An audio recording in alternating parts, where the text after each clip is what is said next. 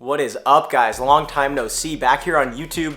Today we're going to be talking about recovery and fatigue from resistance training, how basically best you can optimize your programming, optimize your lifestyle to reduce the fatigue you get from training, which allows you to put together consecutive weeks and months of training and allow yourself to yield the best results. Make sure to drop a like, comment, and follow down below. We're back in the swing of things here. I wanted to make this video on YouTube. I actually tried recording it for IG before, ended up being like 8 minutes. So make sure to drop some love down below. I haven't posted since like summer, so I'm excited to get back into this. First off, we're gonna start by defining fatigue, and then we'll later address some strategies you can utilize to improve your recovery, which will then bring your fatigue down. Fatigue is essentially the disruption to all of the systems of the body as a result of hard stimulative training. Fatigue will manifest itself in 5 key forms that we'll go over here today.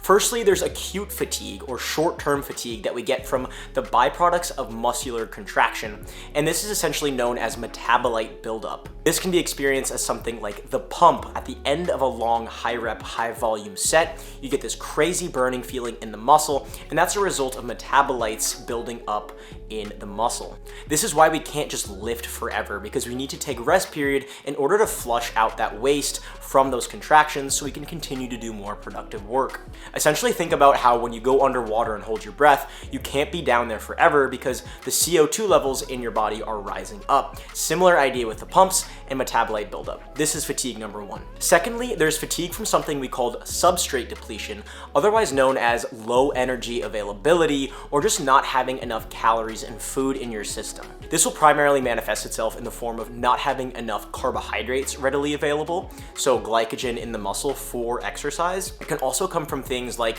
not having enough protein to be able to fuel building muscle, or not having enough fats to promote a healthy hormonal environment in order for us to train hard. Thirdly, we have something called muscle damage, which is a type of fatigue that you get from hard training, which is essentially trauma to the muscle tissue itself, and this manifests itself in the form of basically soreness or DOMS that you get maybe 24 or 48 hours after your training. Fourth is called neuroendocrine disruption, which is just a fancy term for essentially the nervous system and the hormonal system are kind of fucked up from too hard of training. If you train too much in a short period of time, or you're stringing together weeks of really hard training without enough rest, your body can enter a highly stressed state. Essentially, your cortisol levels will go up, and your body's gonna have a hard time relaxing and flushing that fatigue. When your hormones are fucked up from too much training, this can also have negative effects outside the gym. It can put you in a stressed out state, make you irritable, make it hard to get work done, hard to relax, and is a really bad place to be in because you're gonna have low motivation to train,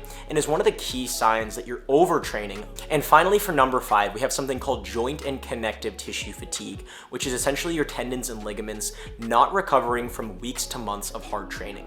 This type of fatigue actually takes a longer time to recover from because your tendons and joints are avascular, which essentially means they don't receive oxygen as easily as other things like muscle tissue does. So it takes about 2 weeks sometimes to fully recover your tendons and joints, which is why some coaches will recommend that athletes take 1 to 2 weeks off per year in something like an active recovery phase so you can fully let your body relax, let those joints and tissues really fully get recovered so we can then string together more weeks and months of productive training. So all of these 5 factors create the overarching concept of fatigue. And in order to mitigate a needless accumulation of fatigue, we want to optimize our recovery strategies so we can string together more months of productive training.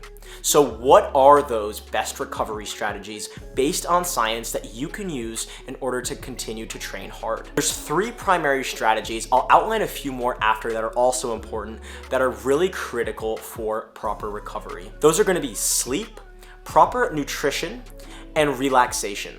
On top of that, we can also talk about good exercise selection and not rushing your progressions on your exercises, but we'll get to that a little bit after the primary 3. So starting off with sleep. Sleep is absolutely critical for muscle growth, and I'm sure you've heard this many times, but it's something that's often overlooked with a lot of clients. Sleep is critical for muscle growth and is where we're really able to recover and build muscle.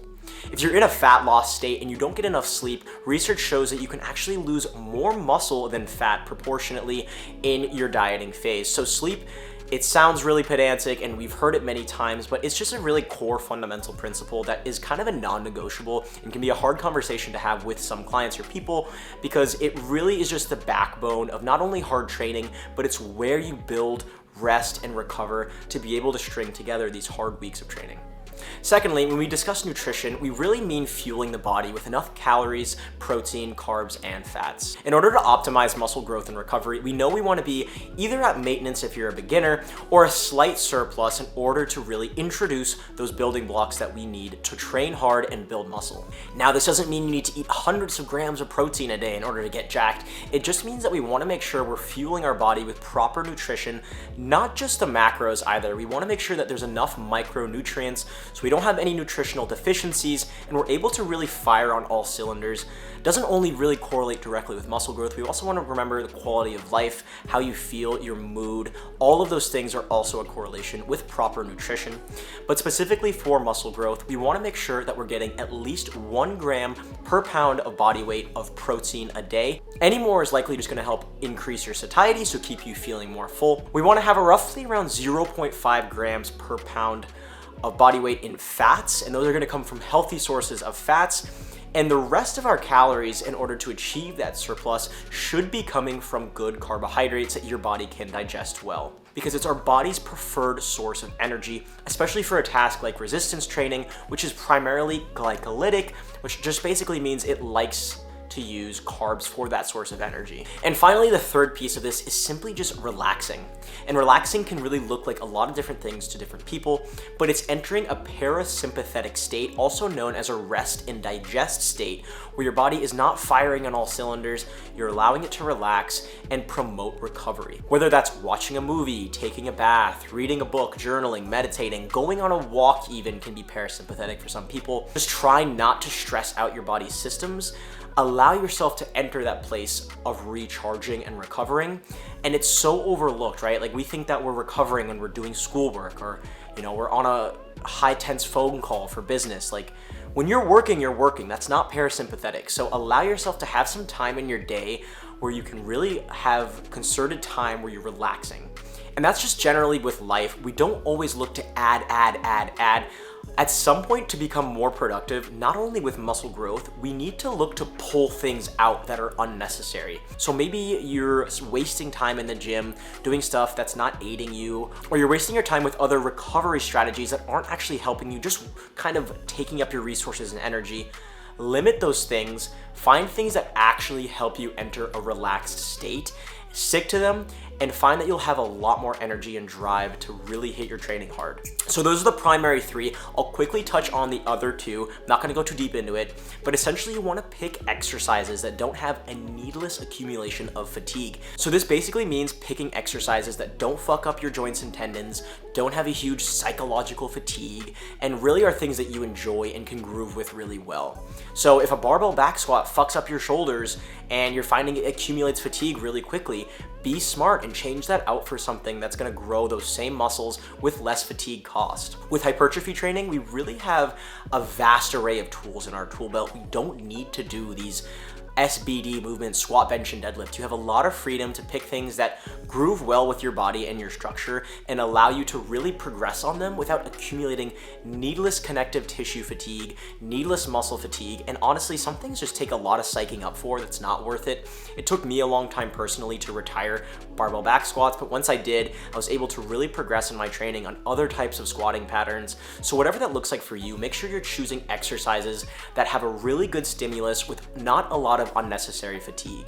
And second, adding on to that, just briefly, we want to make sure we're not rushing the progressions on our exercises. So if we're going balls to the wall every workout, pushing everything to failure, which to be fair isn't really a problem for most people could generally use for training harder, but we want to make sure we're having a nice measured level of progress in our workouts, adding small amounts of weight or repetitions, and make sure that we can really not just stall our progress because we've already given it everything we have. So be honest with your progressions, be patient, allow yourself to earn the weight, and remember that progressive overload, which is essentially the increase of stimulus over time, is something that you earn. It's not something you just pretend that you have and you add weight to the bar and you end up over fatigued and you're not able to train hard. More on that potentially on a later video. So Here are some common mistakes that we'll see with people trying to manage their fatigue and optimize their recovery. Notice how I didn't mention things like Theragun, static stretching, or hot and cold therapy. And that's not because these things are inherently bad, evil, or gonna kill you, but there's just not a lot of actual science out there. The literature on it is very limited, and most of the studies that we have on these certain recovery strategies show a neutral to slightly positive effect, but barely any, if at all. So I won't say that these things are things you should avoid per se, and if you enjoy doing them, don't let me stop you. I'm not here trying to bark at you and tell you yes, no, whatever, but just really manage your expectations with things like Theragun and all of these other different modalities, because they're kind of just businesses that will give you some fish oil claim that they're gonna really help with muscle performance and recovery. But simply put, the science is just not there. The research just doesn't support it to a grand extent. When we talk about static stretching, yes, that can improve your flexibility, absolutely, in that specific movement pattern you're entering, but it won't really improve your feelings of, decreased muscle soreness. It won't improve your performance. Finally, I wanted to touch on that hot and cold therapy concept because I see ice baths going around a lot for being great for performance. And actually what we're seeing from the literature is that ice baths can have a negative effect on muscle hypertrophy due to decreasing inflammation. Inflammation specifically from resistance training is actually critical because it's what signals our body to build more muscle and repair that tissue. So when we go into an ice bath for 30 minutes after you train hard with weights in a resistance training style, you're probably reducing a lot of those adaptations that you could be getting from your training.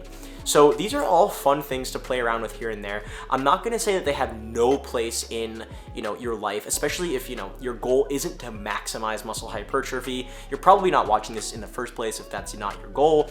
But that being said, go have some fun in an ice bath every now and then. If you're gonna do it, I'd recommend doing it in the morning before you touch training or anything, limiting it to a couple times a week.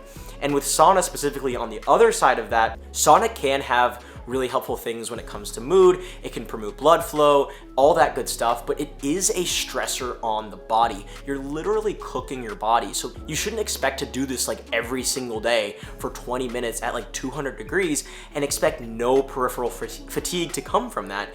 It is objectively a stressor you're placing on your body. So be mindful of these things like hot and cold therapy because they're not just purely beneficial. They're not like healing or anything. What's truly healing to the body is food, sleep, and relaxation, okay? These are principles that are very simple, but are often overlooked because we're looking for those snake oil fixes. We want that easy fix in order just to get quick results, and that's not the case. We know that generally physiology is pretty basic, but drilling the consistency is where we get to see those best results. Finally, let's frame this in a good way. Fatigue is a good thing. It means that we trained hard and stimulated muscle. But in order to really make sure that it doesn't climb up super quickly and stop us from training hard, we need to use these proper recovery strategies in tandem with good training in order to string together consecutive weeks of productive training. So you're not spending 1 week going balls to the wall and the other week you have to recover, stop training so hard and back off, and you end up spending only 50% of your year with productive training, where you could make smarter decisions, pick better exercises, sleep better, recover better, eat better, and you can spend 5 to 6 weeks of productive training and then have 1 week where you take a back off and you're able to recover. That ends up being 80-90% of your year is now spent doing productive training, having a productive stimulus, and getting better results, period. So that's what I have for you guys today on recovery and fatigue management. Drop your comments in the comment section down below. I'd love to hear your perspective on this. Maybe you have some modality you like to use for your own recovery management, because I'm not an expert in all of this stuff. This is just what I know from my own educational piece. Hopefully you guys were able to take something useful from today's video. I haven't been on YouTube in a long time. I'm really excited to kind of talk into the camera and not feel worried like Instagram's gonna cut me off any moment. So if you guys did enjoy this video, any type of feedback, whether in the form of a like, comment, follow, subscribe, whatever, is very much appreciated, just to let me know that you saw this and that you appreciate this type of content. That's all I have for you guys today. Thank you so much for watching up until this point. Drop me a follow on IG as well, because that's where I'm mostly at, but I'm looking to get more here on YouTube too. So at max.athletics. I hope you guys have a great rest of your day. Recover well, manage fatigue, and happy training.